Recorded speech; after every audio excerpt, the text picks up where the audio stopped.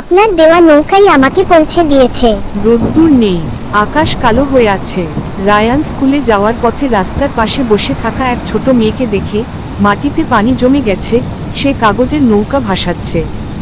Ryan থেমে জিজ্ঞেস করে, নৌকা কেন ভাসাচ্ছ? মেয়েটা হেসে বলল, আমি যেতে পারি না, তাই নৌকাগুলোকে পাঠাই। রায়ান বুঝতে পারে তার স্কুল ব্যাগ নেই, জুতো নেই, হয়তো স্কুলেও যায় না।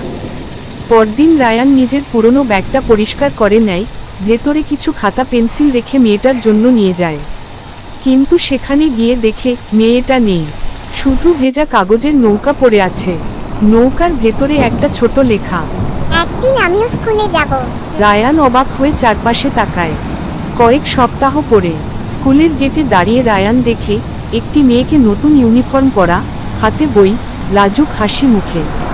সে এগিয়ে এসে বলল, ভাইয়া, আমি এখন সত্যি সত্যি স্কুলে যাচ্ছি। রায়ান হাসে, তার চোখে জল এসে যায়।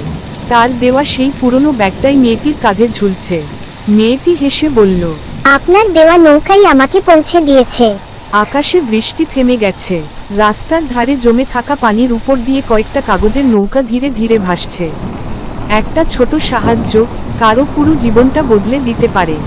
গল্পটা যদি ভালো লাগে তাহলে অবশ্যই চ্যানেলটা সাবস্ক্রাইব করবে, লাইক, কমেন্ট এবং শেয়ার করতে ভুলবেন না প্লিজ।